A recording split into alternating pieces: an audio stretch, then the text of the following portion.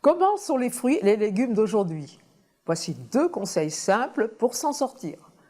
Les légumes et les fruits d'aujourd'hui n'ont plus rien à voir avec leurs ancêtres. L'agriculture intensive a tellement évolué qu'il est difficile de les comparer, car la composition et aussi leur taille est parfois très différente. Mais avant cela, pour recevoir les conseils gratuits, je vous invite à cliquer sur le lien qui se trouve dans la description. Comme je vous en parlais précédemment, les aubergines et les poireaux sont beaucoup plus gros. À l'aide d'une manipulation et de sélection, les cônes des maïs sont énormes, mais les grains charnus sont imbibés de DDT, de Roundup, d'agents défoliants. La pomme, par exemple, des années 1950, était plus petite, fripée, râpeuse. Son goût était acide, mais incomparativement plus riche en vitamines et en minéraux par rapport à la pomme d'aujourd'hui. Il en faudrait 100 pour remplacer la pomme d'aujourd'hui. Pour les autres fruits et légumes, on peut diviser par 2 ou 3 la teneur en vitamines, en phosphore, calcium, fer, magnésium, potassium, acide ascorbique. On peut diviser environ par 5 en 50 ans.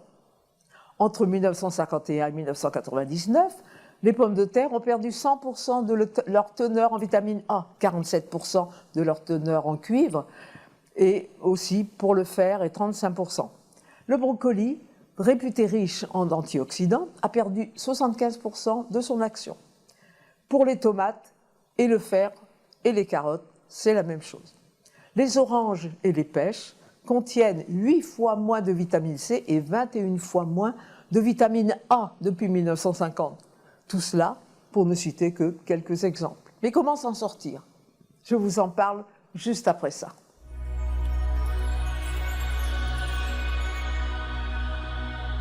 Premièrement, mangez des légumes biologiques pour compenser la teneur nutritive déficiente. Ils contiennent environ 40% de micronutriments supplémentaires, car ils sont souvent cueillis à maturité. Autre avantage, ils contiennent moins d'eau, donc 15% de chair en plus et de nutriments complémentaires. Deuxièmement, le docteur Walter Willett d'Harvard a recommandé de prendre chaque jour un complément multivitaminé en supplément.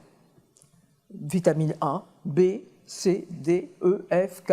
Il ne devrait pas contenir de fer, de cuivre, de manganèse si la carence n'est pas avérée. Vous trouverez un lien dans la description pour vous en procurer si besoin. Ce ne sont pas des médicaments, mais des micronutriments indispensables pour un bon fonctionnement de notre organisme.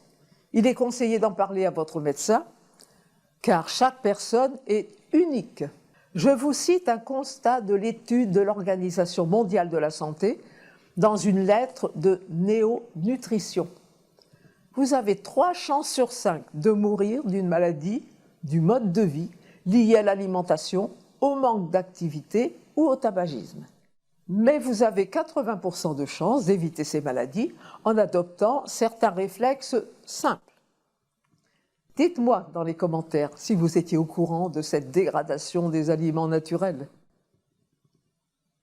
Pour être sûr de ne pas rater les prochaines vidéos, abonnez-vous à la chaîne en cliquant sur le bouton correspondant ci-dessous. Partagez-la et likez-la si vous avez aimé. Au revoir et à bientôt.